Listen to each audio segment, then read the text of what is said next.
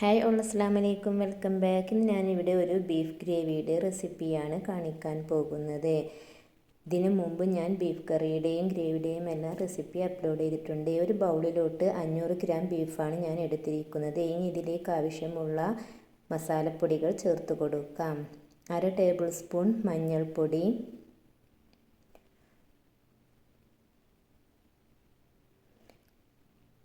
4 table spoon മല്ലിപ്പൊടി.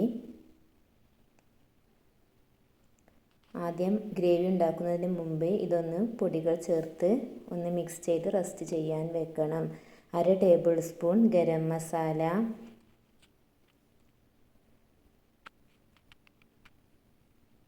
1/2 table spoon മുളക് പൊടി. 1/2 ടേബിൾ സ്പൂൺ മുളക് പൊടി ചേർത്ത് കൊടുത്ത് 1 ടേബിൾ സ്പൂൺ കുരുമുളക് പൊടി വേണമെങ്കിൽ ഇതിലേക്ക് ആഡ് ചെയ്യാവുന്നതാണ്. ഇവിടെ ഞാൻ മുളക് പൊടി ഇട്ടാണ് ഉണ്ടാക്കുന്നത്. ഇനി ഇതിലോട്ട് ആവശ്യത്തിനുള്ള ഉപ്പും ചേർത്ത് കൊടുക്കാം. ഇത് നല്ലോണം ഒന്ന് മിക്സ് ചെയ്ത് ഒരു അരമണിക്കൂറെങ്കിലും ഇതൊന്ന് റെസ്റ്റ് ചെയ്യാൻ വെക്കണം. നല്ലോണം കൈകൊണ്ട് തന്നെ ഇതൊന്ന് യോജിപ്പിച്ചെടുക്കണം.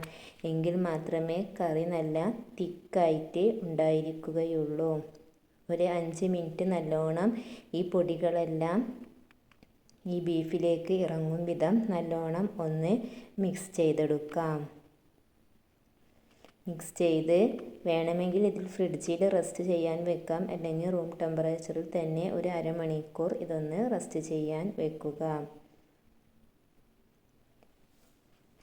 ഇനി നമുക്ക് ഒരു കുക്കർ അടുപ്പത്ത് വെച്ച് അതിലോട്ട് ആവശ്യത്തിനുള്ള വെളിച്ചെണ്ണ ഒഴിച്ചു കൊടുക്കാം.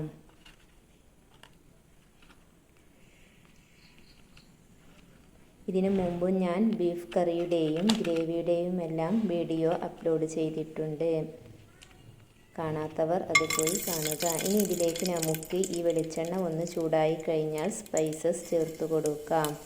ഈ സ്പൈസസ് ചേർത്തതിന് ശേഷം ഇതിലേക്ക് 1/4 ടേബിൾ സ്പൂൺ വലിയ ജീരകവും 1/4 ടേബിൾ സ്പൂൺ ചെറിയ ജീരകവും 1/2 ടേബിൾ സ്പൂൺ ഉലുവയും ചേർത്ത് കൊടുക്കാം.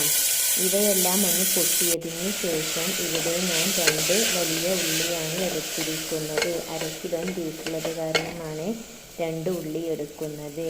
നിങ്ങൾ എടുക്കുന്ന ബീഫിൻ്റെ അളവിനനുസരിച്ച് ഇൻഗ്രീഡിയൻസിലെല്ലാം മാറ്റം വരുത്താവുന്നതാണ്.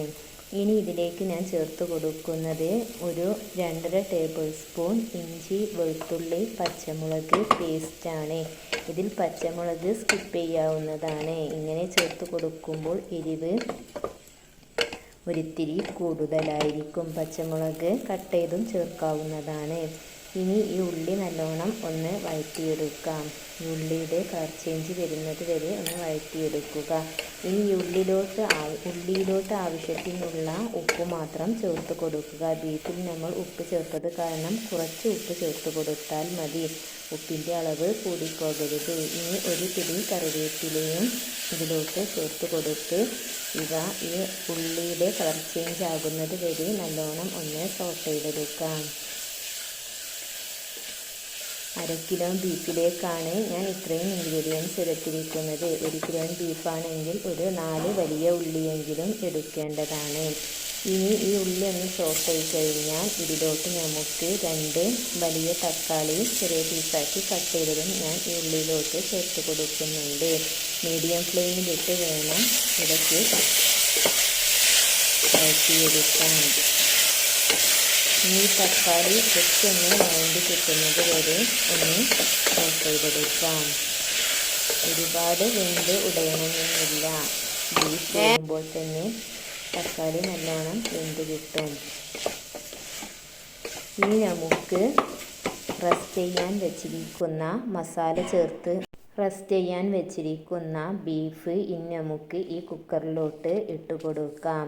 ഈ ബീഫ് ഇട്ടതിന് ശേഷം ഇത് നല്ലോണം ഒന്ന് മിക്സ് ചെയ്തെടുക്കാം. ഉള്ളിയും തക്കാളിയും ബീഫും നല്ലോണം ഒന്ന് മിക്സ് ചെയ്തെടുക്കാം.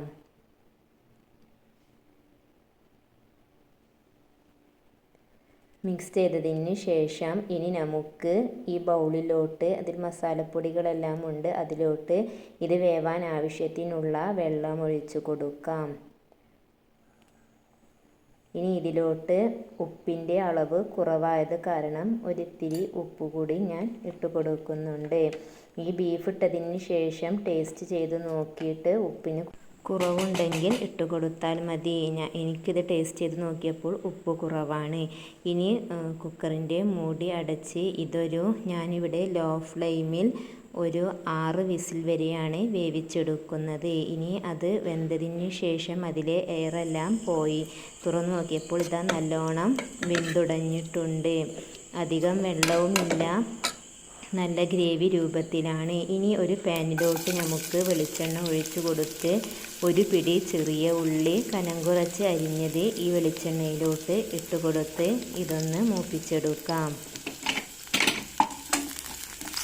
ബീഫിൽ കൂടുതലായിട്ട് വെള്ളം ചേർക്കേണ്ട ആവശ്യമില്ല. ആ ബീഫ് നിൽക്കുന്നതിന് ഒരിത്തിരി മുകളിൽ വരെ മാത്രം വെള്ളം ചേർത്ത് കൊടുത്താൽ മതി. ഒരുപാട് വെള്ളം ചേർത്ത് കൊടുത്താൽ അത് ഭയങ്കര കറി പോലെയാവും, ഗ്രേവി രൂപത്തിലാകില്ല. ഇനി ഈ ഉള്ളി ഒന്ന് വഴറ്റിയെടുക്കാം. ഇനി ഇതിലോട്ട് ഞാൻ ഇവിടെ ഒരു 4 ഉണക്കമുളക് കട്ട് ചെയ്തതും ചേർത്ത് കൊടുക്കുന്നുണ്ട്. ഇതും നല്ലോണം ഒന്ന് സോട്ട് ചെയ്തെടുക്കാം.